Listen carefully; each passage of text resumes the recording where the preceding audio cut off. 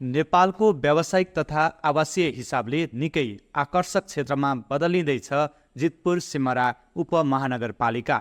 आइसिटिसी real इस्टेटद्वारा विकास गरिएको यो गौरवशाली परियोजना निजगढको बडहरवामा अवस्थित छ। नेपालको आर्थिक इतिहासमा एकै ठाउँमा दुईवटा गेम चेन्जर आयोजनाहरू फास्ट ट्र्याक तथा प्रस्तावित निजगढ अन्तर्राष्ट्रिय विमानस्थल भएको एउटा प्रचुर सम्भावना बोकेको यस परियोजना महत्त्वपूर्ण आर्थिक वृद्धिको लागि तयारी अवस्थामा रहेको छ।